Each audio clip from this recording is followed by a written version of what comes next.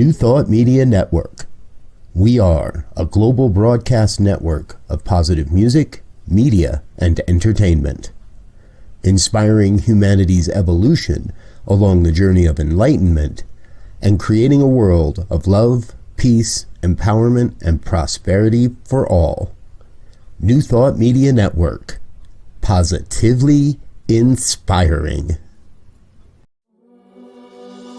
Free my mind, open my heart with the whispers of truth. To live a conscious life, to live a conscious life on the growing edge. On the growing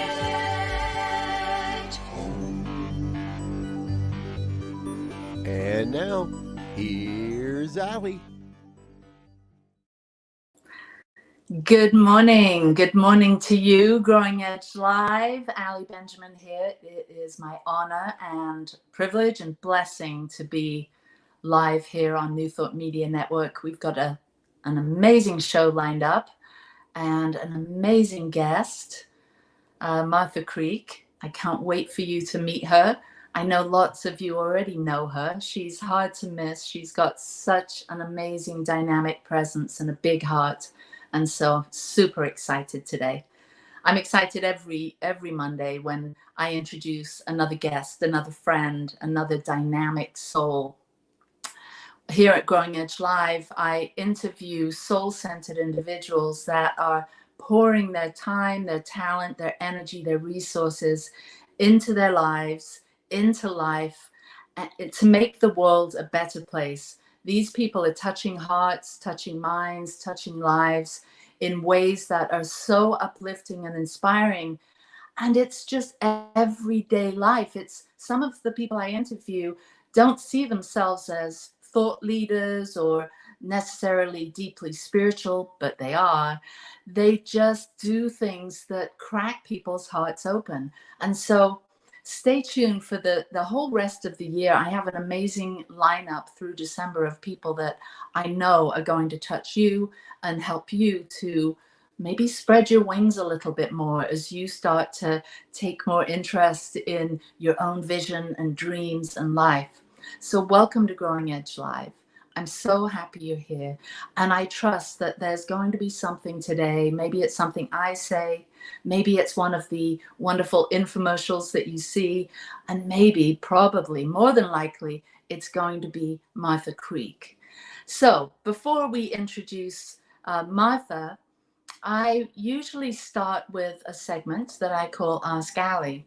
Now, I didn't come up with I didn't really look for a question today.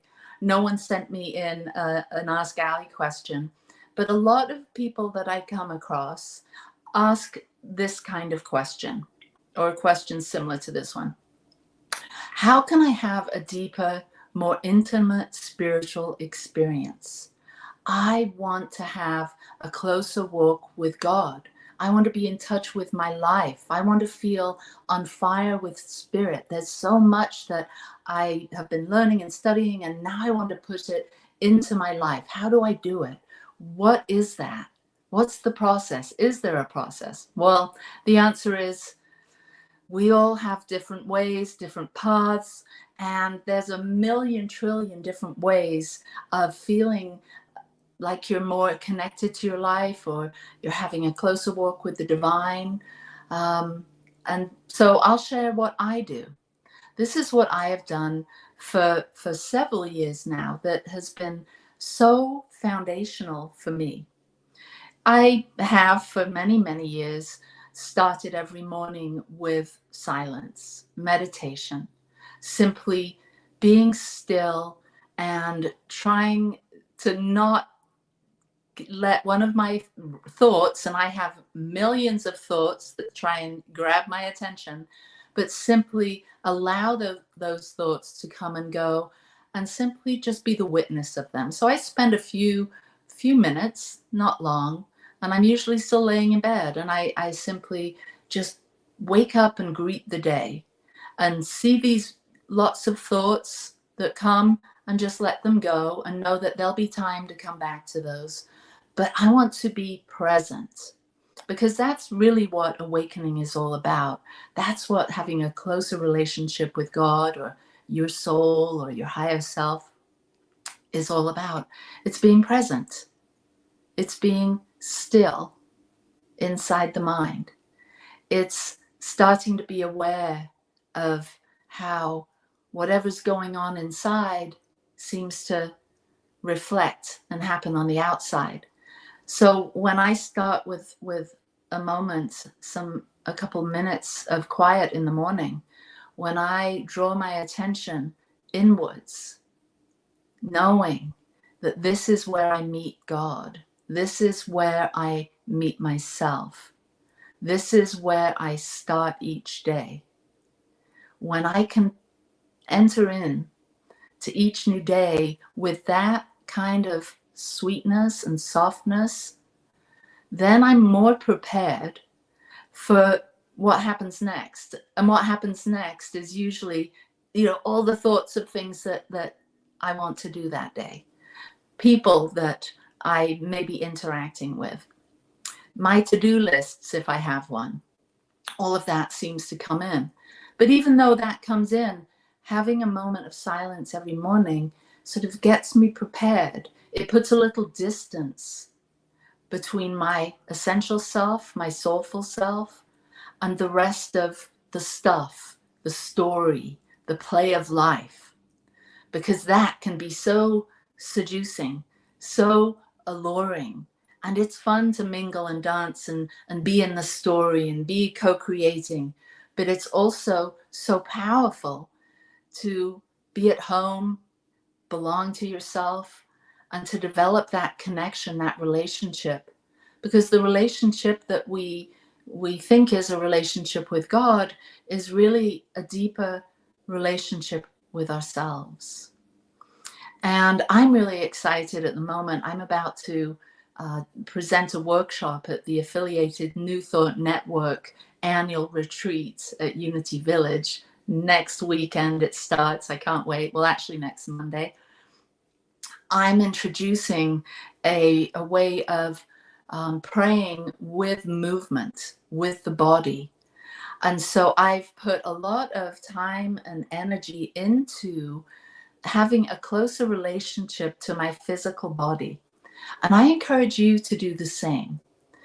So we, as many of us study in New Thought, we're triune in nature. We're threefold.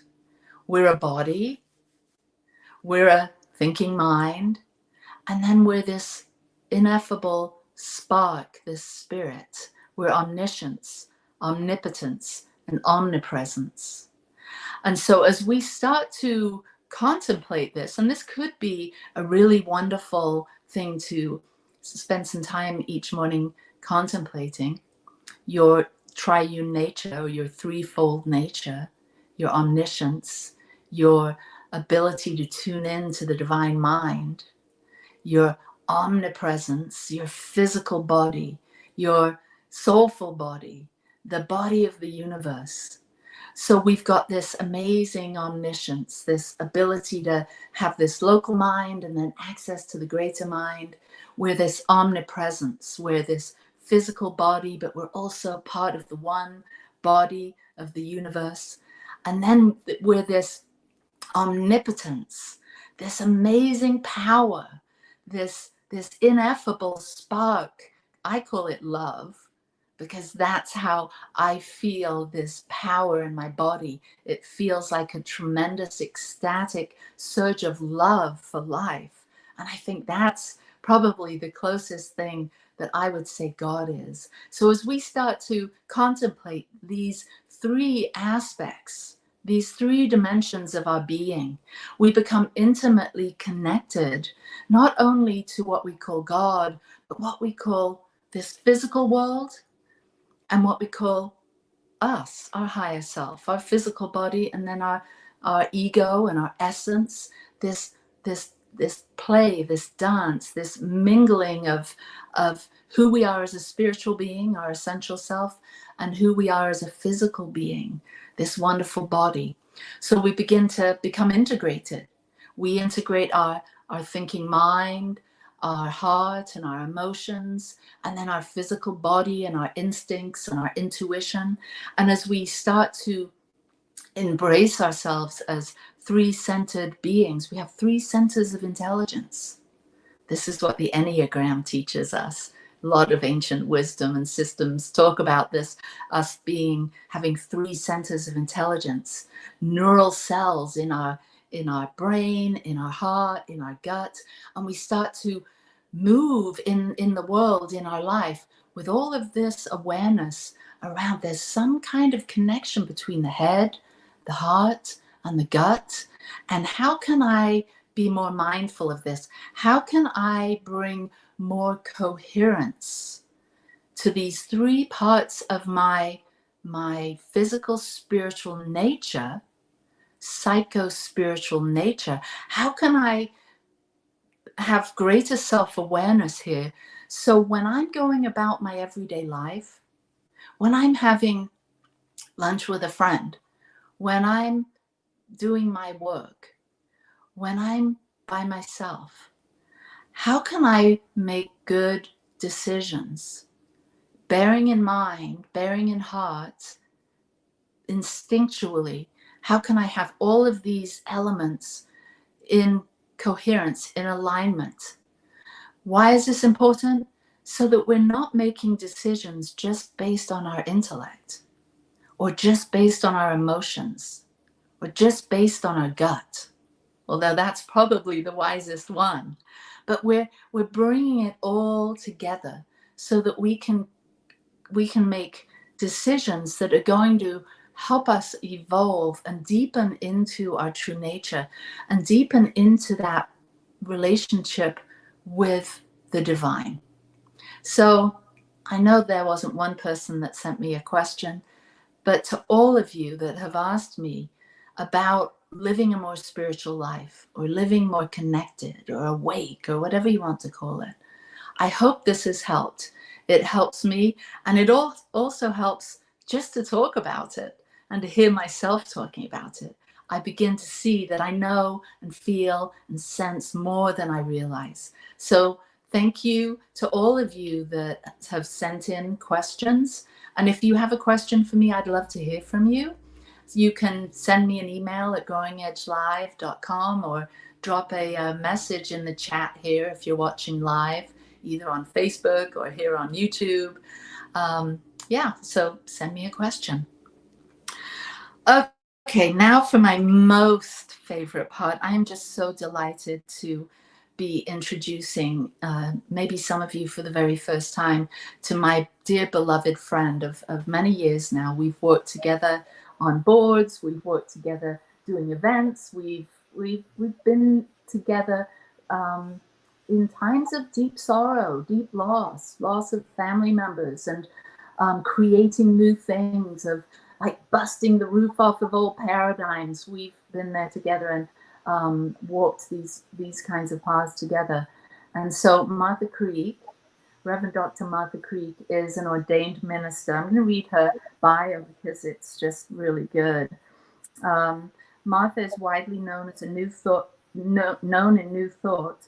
Martha's training approach, deep inner work as an adventure with a sense of curiosity and wonder.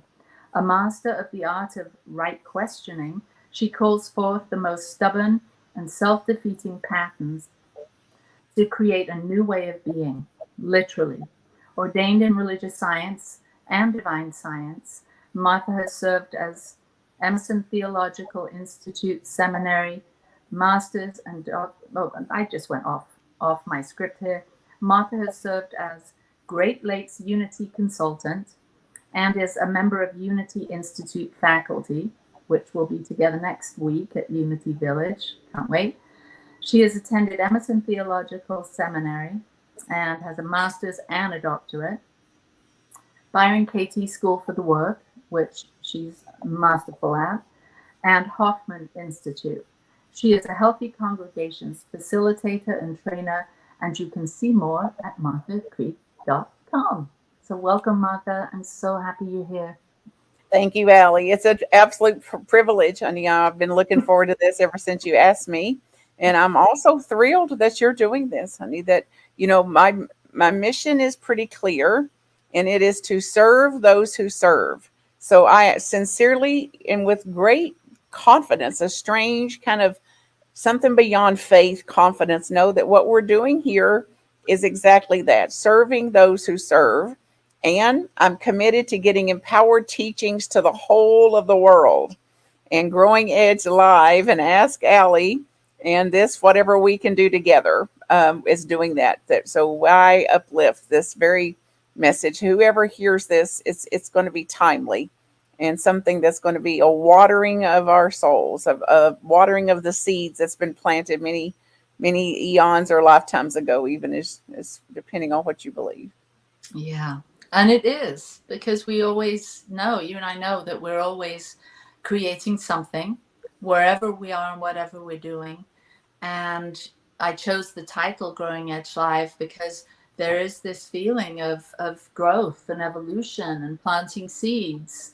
And you and I, as ministers, we both have this calling to keep trying to help people to find their way.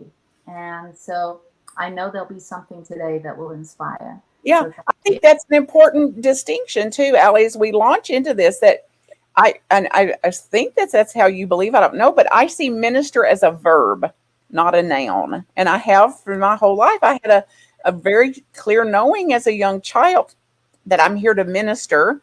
And it wasn't a minister as a profession, although that's how it's ended up, but it was minister as a verb. And I believe that we're here as ministers, as ministering as a verb and doing what we can. And those of us that are seekers, I mean, we have turned over every rock and stone and log that we can come across to see what's under it. What can we learn? And the wisest people I know are still enrolled in something. We're still students. We're still learning. We're still looking for insight and contemplation and reflection and a real application of our spiritual principles. And that can be even a bitter pill sometimes. Like I was in a workshop yesterday, and those people in there have been at it like us for decades and enrolled in one more thing. And she's like, OMG, like how much of this is left? Like you would think that after we've done this, for some of us 50 years, that we're suddenly going to be enlightened, or it's kind of have a tick box exercise. We kind of cross the finish line, versus understanding in this human form with the complexities of patterning and of emotions and the thought processes and all the dimensions that you speak very clearly about, honey, that as long as we're in skin, as long as we're alive here, we've got some work to do. And hopefully, prayerfully, it won't have to be work out of a sense of drudgery, like, oh, I've got so much work to do, but something with a little more tail wag. I'm still here. I'm in skin, and there's some work to do. Yeah, gosh, when you're saying that, I was just sort of going through my ministerial path and ministering, and what does that look like? Has that looked like for me? And when you said tail wag, and you talk about people still taking classes, I'm like, yeah, I want my tail to be wagging more often. And that's what I feel for me currently at 61, that my tail is wagging more because I'm less driven by my story or my old story, and more driven by this need to be inquiring into what's next and who am I going to be next. And that's got my tail wagging more than trying to prove something or get somewhere or reach something. And so anyway, we can get more to the work that we're both doing.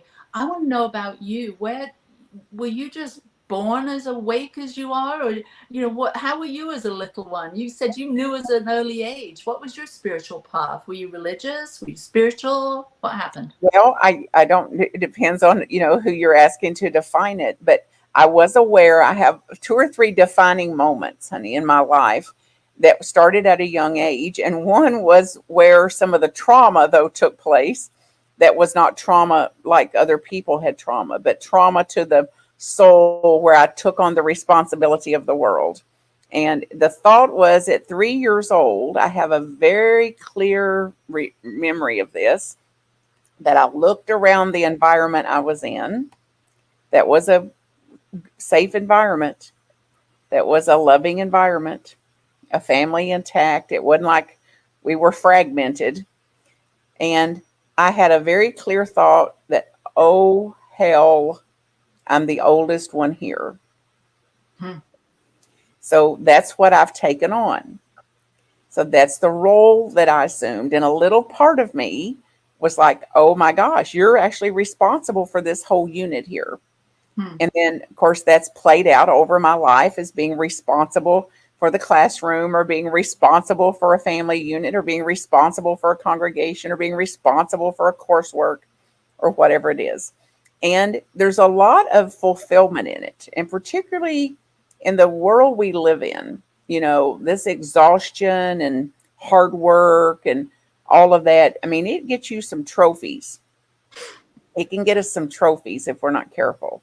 And then the addiction to getting trophies, you know, can be its own bitter pill, versus how to do what we're here to do, and to bring all of our gifts and skills and talents to whatever we have, and not assume responsibility for it. Hmm. And I'm undoing it, honey, as I go. I'm going back to that little part of myself. First of all, to let her see that it wasn't her responsibility at 3 to be the oldest one in the room, or to be the oldest one in the family. And it was natural and innocent for her to take that on. And there's still remnants of it. You know, there's still some burdening on that little part of me to do it. And I also don't want it to shut me down from doing things that really make my tail wag, and to continue to do things that are phenomenal. In fact, like I've got this uncommon stamina for life, honey, and for work, and that's somewhat pattern driven. It's also from a place in me that's more in integrity with what I'm doing and how I'm serving. And your words were brilliant and clear. And I'm doing it out of a fullness of what I am and what I have to offer, not a trying to prove something, or trying to achieve, you know, or to get ahead, or to compete, or those things that suck the very life out of us, really. So my family didn't go to church. And I wanted to go to church. So I asked my mother. Most people that interview with me when this comes up, I told my mom, hey, I want to go to church. And she said, in her very classic Virginia Creek way, we'll find you a way to church. If you want to go to church, you find a way to go to church. So I got on the phone and started calling the neighbors and asked them, do you go to church? Where do you go to church? Can I go to church with you? So that's how it started, honey. And I love my Sunday school teacher. And I didn't really believe the teaching. I didn't believe that God is mad at me or going to punish me, or that there was a God that I ought to be afraid of or kind of try to keep in favor of, or anything like that. I just, that wasn't true for me. And I didn't mind that they believed it. So I just took the part that I believed. And I got to read scripture, and my Sunday school teacher would ask me to memorize scripture, which was fun for me to do. And I related to the scriptures, and some of them are still with me, the ones I learned as a young girl. That's been helpful, like the 23rd Psalms. So, and the Lord's Prayer, even, like, to lead me not into the temptation of the mind. So I've had my own adaptations of those, and a lot of groundedness that's been served out of that. And I'm pretty committed not to put my religious or philosophical or theology or any of my beliefs. I'm very mindful not to put those off on other people. Mm-hmm. I believe it's a personal journey, and that everybody's free to believe what they believe, and what I believe belongs to me. And I've spent decades looking at what do I actually believe versus what do I claim to believe, or what do I platitude my way, pretend to believe, or what did my family believe that may not actually be true for me. Mm-hmm. And not just for family and friends and colleagues, even New Thought. Mm-hmm. Like to see what are my actual convictions versus what do I claim in my convictions to be. Yeah. What are your actual convictions today? For me to be and express all that I can be, and Mm. to know that it's an unfolding, infinite journey, that I won't ever arrive somewhere, and that people's belief systems are complex, that they're embedded in them. It's in their bones and bloods, that we have legacy beliefs and family beliefs, cultural beliefs, historical beliefs. And my conviction is to clarify my own, and to define my own, and to do my darndest not to put mine off on somebody else. Mm. So basically, you're just a walking prayer. You're an answer to many prayers, just with that kind of awareness, consciousness, belief system. That's a beautiful thing. Um, Gosh, Well, I yeah, hope so. I know that. I mean, that's how I know you. I When hope was your first time in a New Thought church? When did that occur? Well, as a kid, I knew I'm going to be a minister, and I said it when I was a kid, and it was funny. I mean, my family, whoever was there, actually laughed because they never heard any. There's no women ministers. Period. Period. Period.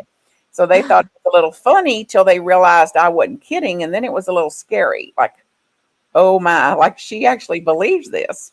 So I didn't say anything about it for years, decades even. But I knew when I turned 40, I was going to retire. I'm going to resign whatever position I'm in, whatever career and achievement I've made at 40, it's done. And I'll spend the rest of my life, whatever I live after 40, pursuing ministry professionally. So that was my course plan, and it fulfilled. So I started studying I started asking around then when it was coming up on time. Here's my beliefs, here's kind of what I think and believe, here's what I want to explore. And people would say, "Oh, your new thought. Oh, your new thought. Oh, your new thought." Or oh, your unity, or oh, your religious science, or something. So it was people that had more experience than me, listening to me, that pointed me in that direction. And I started to explore, and I had a true alignment for that the teachings were what I had what I'd already believed. It wasn't a belief I had to come into. It's what I already believed, which I believe we have more in common than with some of the fundamental teachings than some of us admit, about the power and the presence of God in all things, and that we are not separate from it ever. And there's some differences for us, that we were born in original grace, uh, Mm, and that we make mistakes and learn from them, and our soul's not at risk, however, mm, other mm, than through the suffering that um, we would have when we abandon our own soul, or hate ourselves or reject ourselves in some way. That we've got great suffering there, as well as the suffering, honey, in our human form. And I don't, I don't believe I'm not immune from it, my own human heartedness, nor do I believe anybody else is, even as we pretend. And I've done plenty of it myself, denying feelings, depressing, suppressing, disowning feelings, and pretending and saying it's all good and it's all good and it's all good. And I know, in you and I, through our journey together, honey, that I've said many times, and with you, nobody wants to be at a grave of the child going into the grave. And here it's all good. mm. So, in the absolute, it may be all good. But back here at the ranch, when I'm putting my child in a grave, I don't need to hear today that it's all good, because my heart has not caught up to that yet. Yeah, yeah, and thank you you know, for what you've just said and sharing that journey, and also, most importantly to me, being there for me when I did lose my child, and we had to just sit as friends with the enormity of that, and no words really, there was just the love and the hope for the future that we held together. So thank Yeah. you. That's All an right. example, honey, of I had to come out of that, some of it, that I would have been trying to talk you out of that, Right. just a few years ago. I would have been trying to talk you out of grief. Yeah. Yeah. And grief's bittersweet path that all of us must traverse at some point in our world. So we're going to jump off for a second because we're going to have a little message from New Thought Media Network, and we'll see you in just a couple of minutes. Thanks, Martha.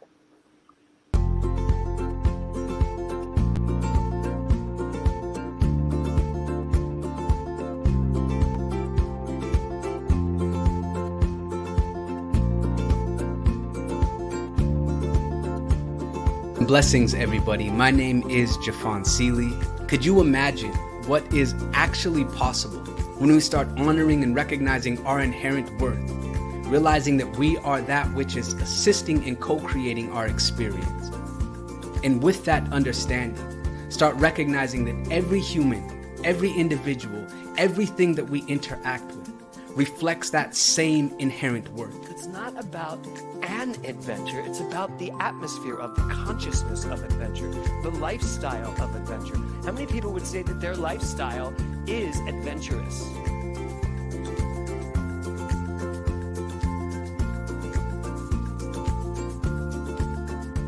My name is Lisa Benson. I'm a diversity, equity, and inclusion consultant and the author of Anchored in Bias, Fired Over White Tears. It's a book detailing my lived experiences with workplace bias and what fueled my passion for normalizing conversations about differences and creating safe spaces for everyone to bring the best version of themselves to life every day.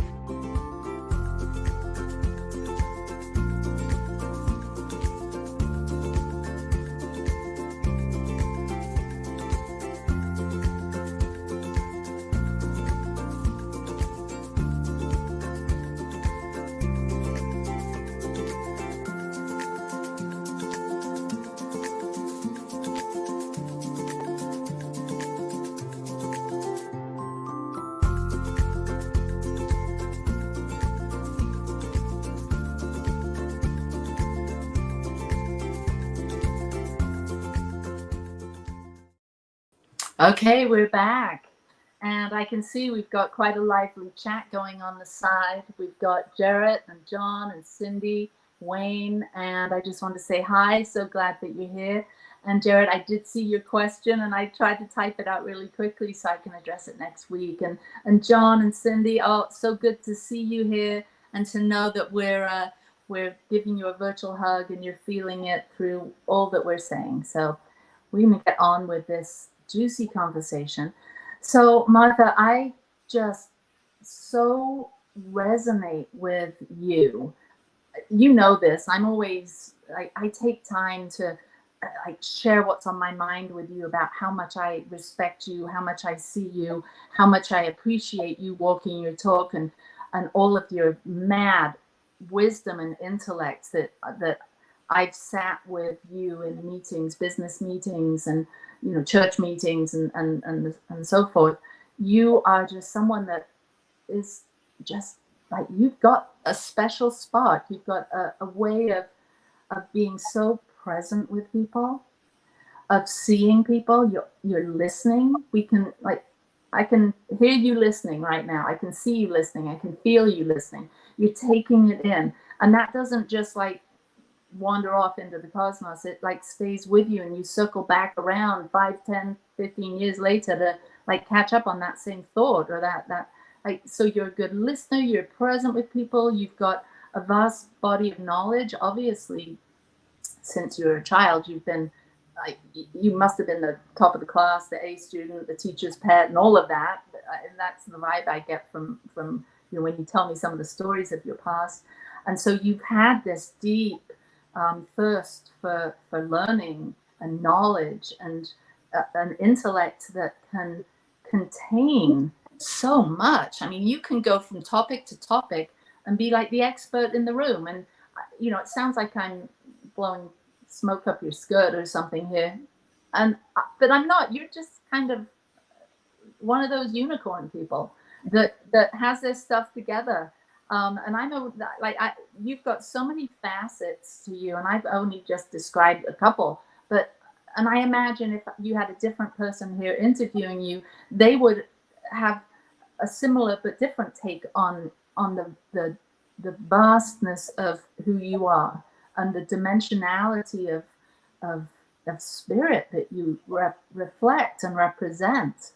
I just wanted to say that. I really wasn't going anywhere with that, but I just every time we get a chance to be on an interview like this, or be together in person, or work on a project together, I just feel like I'm with a master. And I tear up because it's not that I'm trying to get anything from you or, prove anything. I just truly feel that way. And I would imagine others do too. And so will you talk a little bit about some of the things you do currently? I know you've done so much over the course of your life, but what are some of the things that you're investing your time, talent, energy, love into that are at the growing edge, that are making a difference? Everything you do does, but currently. Well, thank you, Allie. I receive it, honey. Your generosity, your spirit, and I love that you would even tear up. I say many, many times, if we're not all crying, we're not really listening.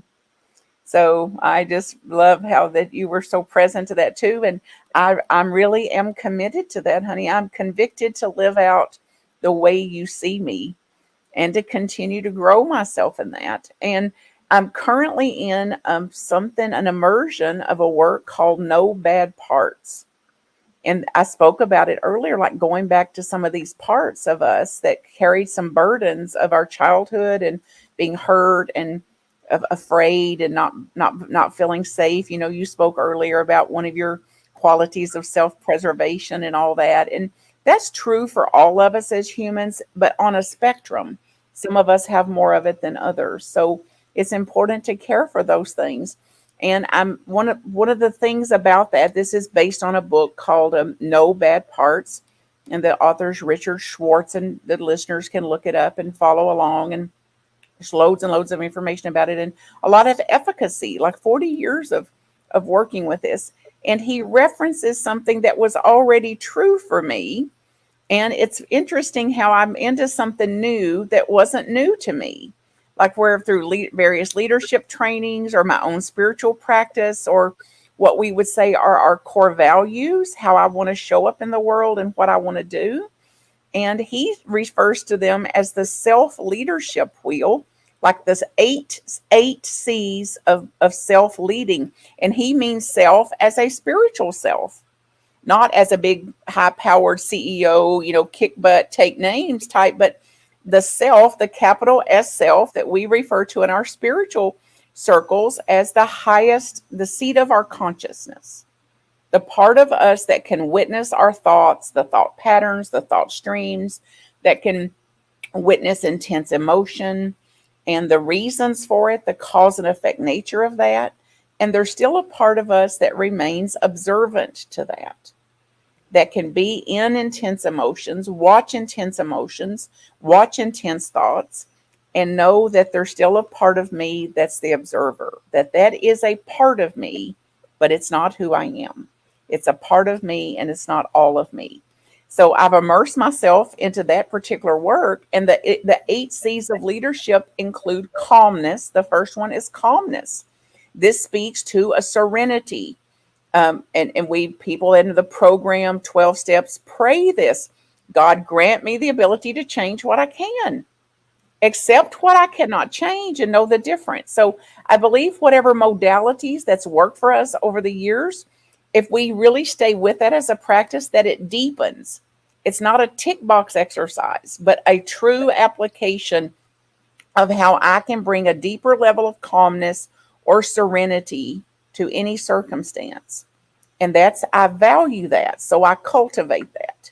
And I want to be more of that in the world. And you see that, honey, and you witness that to me. That also, Allie, speaks to how much you value this. That this is also one of your own values. That we're going to have triggers and environmental, instinctual, automatic ways, extreme ways of responding to reacting to certain things.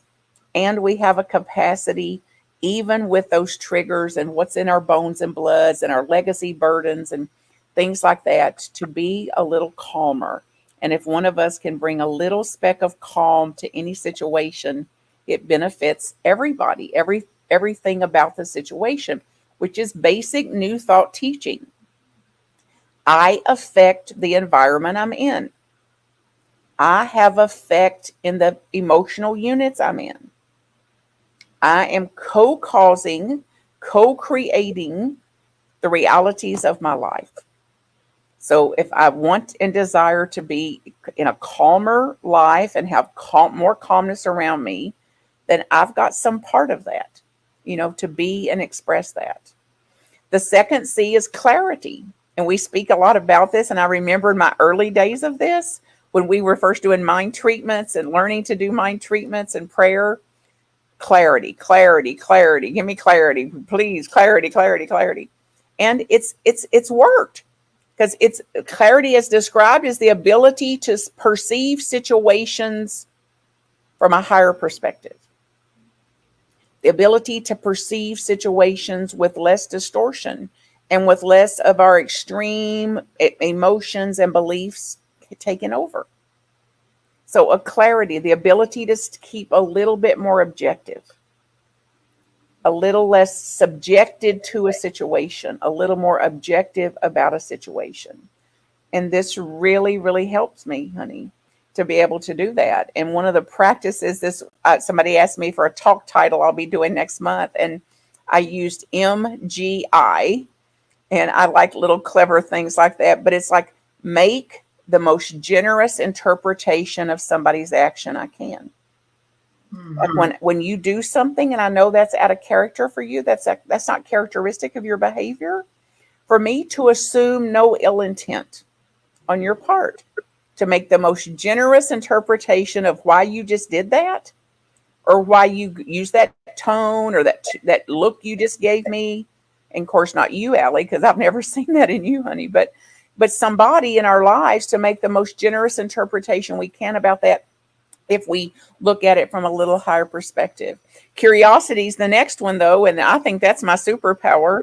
That's also in my bio. It was interesting to hear that again. Like, I really do live and desire to live a strong, devoted desire to live as if I don't know everything. Like, I've got to stay curious. I want to learn something. I want to learn from people and from what they're studying and how they're showing up in the world. So I've got a true, devoted, and developing sense of wonder about the world. And it helps me to stay more intrigued about how things are going. And I often describe in interviews like this, Allie, that my deepest spiritual practice is to accept the mystery of things, things that I can't understand in this dimension and in the human form. Another one is compassion, and we hear a lot about this. There's books and books and books written about it, and 10 sermons every Sunday on compassion. And it's one thing to say we're in compassion. It's another thing entirely, though, to live open-heartedly and to let people be as they are, with a little less fixing, a little less judging, a little less hatefulness, just a true compassion. And there's a longer story we don't have time for today, but if we do this again, if you remind me, I'll tell you about, I believed I was fairly compassionate. I'd given myself an 8 out of 10 because of how much I value it. And then I got in touch when my dad was dying with, I don't even know what compassion is, because of the way I was harassing him to do things he didn't want to do, and trying to get him to drink water when he wasn't thirsty, and all sorts of crazy things. So I've had my own awakenings. The other one is confidence, and it's like, it's one thing to be confident. It's another thing to act confident. And confidence comes for me from a deep groundedness, like an internalized something beyond just this persona of confidence or something like that. It's something different for me. Courage. And I love courage and the word courage. And I get to work with some of the most courageous people I know, that even though in overwhelming times, that we've got some uncommon stamina to take responsibility for our part, for my own errors, my own mistakes in a situation, the courage to look at ourselves and not self-hate, though, not recriminate ourselves, but the courage to look at what my part is, and to even know, to say, even though I felt overwhelmed at times, that I'm going to keep my courage intact to say, somehow I know just taking one next step here is going to be okay. Creativity, of course, we hear a lot about that, and the use of our imagination. And I think it's powerful. And the psychology speaks about this in terms of how would I be if I wasn't in a triggered state right here? Who would I be with Allie if I didn't just interpret, how she didn't include me, or I thought she was rude to me, or something like that. So we have a great deal of creative energy that we can use to generate our own learning and to generate a lot of ways to solve some of the problems we have with ourselves and others. And we just do a little better when we keep some creativity intact to say, I've got to imagine something greater than this for myself. I've got to imagine how this may turn out better than I'm thinking it might. And then connectedness is the last of the 8 C's, which is deeply knowing that we're part of a much larger entity, and that our breath and our practices around that, inform us about that. So that's a long answer to one thing, honey. There's so much I'm into, honey, though. Immersion work, I still do the work. I still do quadrinity work through Hoffman. So we could talk all day about what I'm into, but I'm cooking on 6 burners. Wow. Well, I too love Dick Schwartz and the internal family systems, and the idea of having, and I'm seeing there's John on the line here, and I remember having a conversation with him once about being sort of the higher self sitting at the table with all the other parts, because they talk about parts of within you that have that you want to make friends with and start to understand, maybe the envy within you, or the wounded child within you, or these different parts of our personality that when we can sit with them and start to include them and give them a voice, great healing can occur. And so I can only imagine Martha taking this and those beautiful 8 C's and creating something really, really powerful for the communities that you work with. Just so delighted. And what really got me excited is when I heard that there's somebody in IFS, or Internal Family Systems, that's writing a collaborative book with Dick Schwartz on, and she's an Enneagram specialist. So it was like the Enneagram and internal family systems coming together, and that seems to be very interesting to me. I don't think it's come out yet, but I'm looking for it. Yeah, and there's already certain collaborations around parenting. That's exciting about this, and other people will weave it in with 12-step, I think, and Enneagram work, and anything that we're part of. There's a way to take all of this and use it. And I think it's important today to mention a very specific something I've done just lately, which was I knew to do 20 some years ago. So part of my guidance since 6 years now, Allie, has been when I get still and kind of question what arena to go off into or where to lead. And the message is often back to basics, back to basics.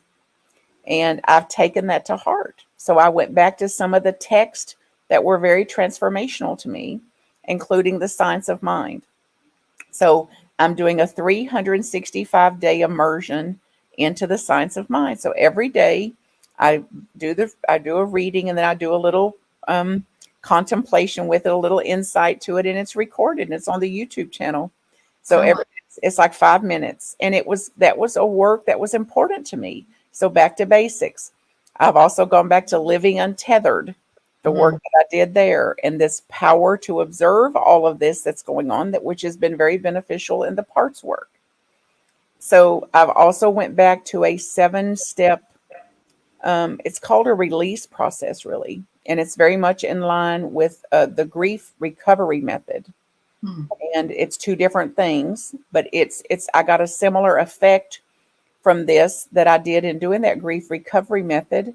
And it's 7 steps that I do when I'm aware that there's a block of some energy block, or something's kind of got its hooks in me, and my normal spiritual practice is not clearing it. I know I've got to take a bigger work, a deeper dive. And it's a 7-step process that Jane Hart, a teacher named Jane Hart, introduced years ago, 20 some years ago. And it was back to the basics of that. And I've used it recently very powerfully to get me out of some kind of stuck and blocked energies that I was aware of that my normal spiritual practices wasn't shifting. And they can listeners can find that online through the Center of Enlightenment. And the Okay. 7 steps are laid out there, what they are. So you and I talked a little bit before the show, and I said, well, at the end, you can offer a spiritual practice. And I feel like you've just given us all of these like little nuggets, these breadcrumbs, these pearls to explore. I mean, yeah, Michael Singer's work and the Untethered Life and this process that you do. I love it when you said, when my normal spiritual practice isn't working, that just like, oh, you mean we can do something different?